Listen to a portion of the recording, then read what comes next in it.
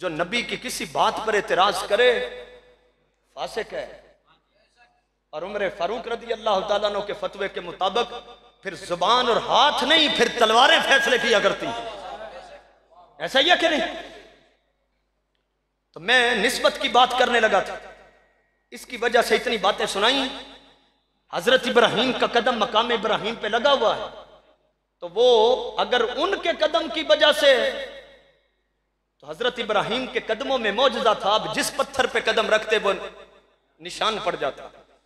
तो मुझे ये बात बताएं, उन्होंने जिंदगी भर सिर्फ मकाम इब्राहिम वाली जगह पे कदम रखा? क्या उनका एक ही कदम था? कदम तो दो थे उनके। और फिर सारी जिंदगी वो हिजरत करते रहे और पथरीली जमीन पे चलते रहे।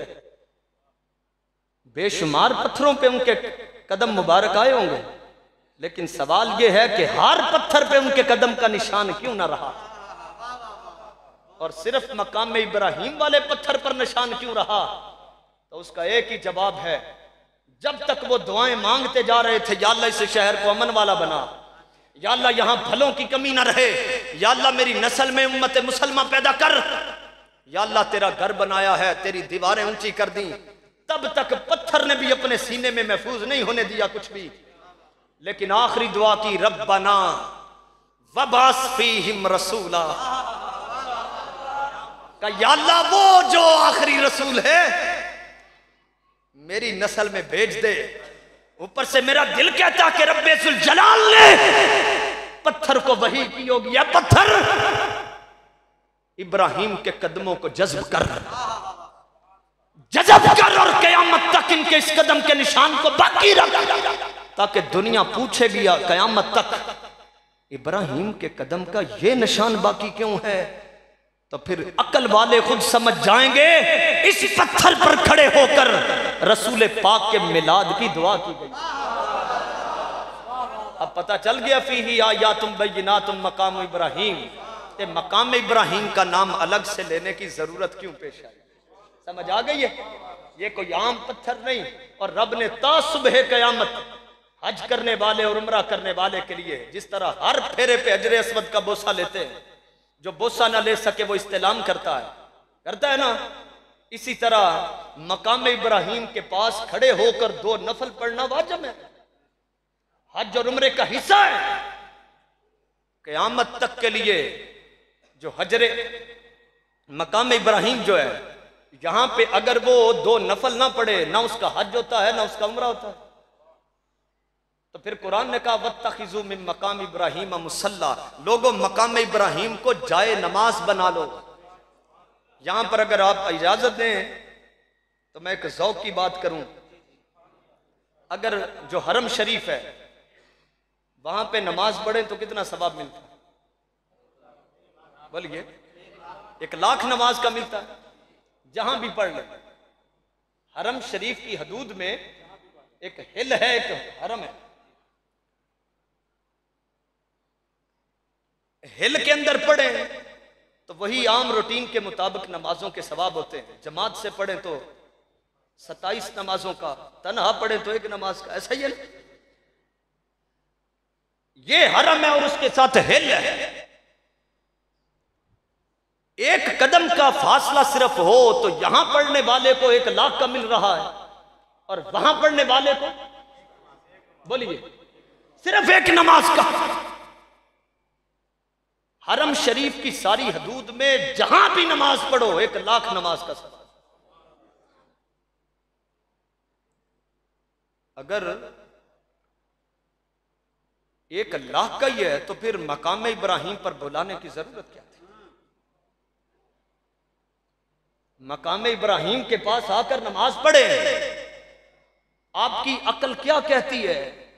पहले आम हुक्म था हरम में जहां पढ़ लो 1,00,000 का सवाब है, यहां तो उसने बुलाया वत्तखिजू, ये अमर का सीगा, मुखातब का सीगा, वत्तखिजू फरमाया लोगों पकड़ो इस जगह को मिन मकाम इब्राहिम मुसल्ला। आपकी अकल क्या कहती है कि यहां जो बुलाया है यहां पर भी 1,00,000 का ही सवाब रहा होगा। अगर 1 लाख का सवाब अभी भी यहां है तो फिर बुलाकर नमाज यहां पढ़ाने की जरूरत क्या थी? ऐसा हरगिज नहीं। सारे हरम के अंदर नमाज पढ़े 1 लाख का सवाब है, लेकिन इधर इसलिए बुलाया कि यहां इब्राहिम के कदम का निशान है, तो यहां पर 1 लाख से कई दर्जे बढ़ गया, इसलिए कि यहां पर नबी के कदम के निशान की कुर्बत है, और जहां नबी के निशान के कदम की कुर्बत हो 1 लाख से कई गुना बढ़ जाए। मदीने चलो, वहां पे नबी के निशान का कदम नहीं, वहां तो सर से पैर तक सारा वजूद मुस्तफा पड़ा। वहां सिर्फ 50,000 करा जाएगा, जहां सिर्फ कदम का निशान लगा है वहां 1 लाख से कई गुना बढ़ गया। तो जहां सर से पैर तक वजह तखलीक के कायनात मेरे और आपके आका की जाते बेमिसाल, जो आराम फरमा होकर अपनी उम्मत को यूं देखते हैं कि दूर नजदीक के सुनने वाले वो कान लाले करामत पे, और कुन की कुंजी है जिसकी जुबान वो नबी।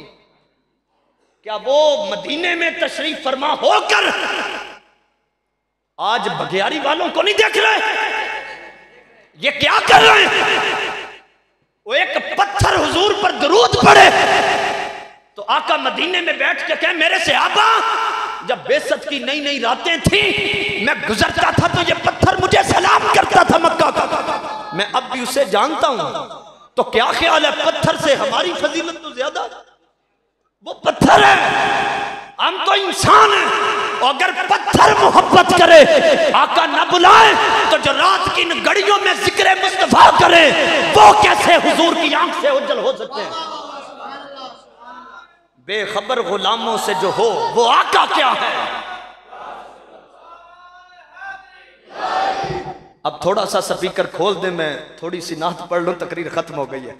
सबसे औला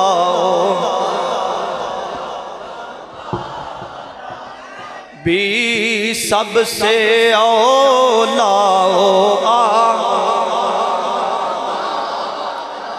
सबसे औला हमारा नबी, सबसे औला वाला हमारा नबी, सबसे बाला वाला हमारा नबी, सबसे आला आला। और कौन देता है देने, कौन देता है देने को मुँह चाहिए, वो देने वाला है सच्चा हमारा नबी, देने वाला है।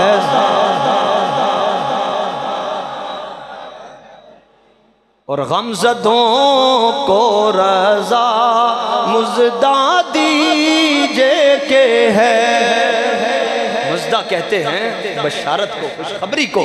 गमज़दों को रज़ा मुज़दा दीजिए के है, गमज़दों का सहारा सबसे औला हो आला हमारा नबी, सबसे बाला।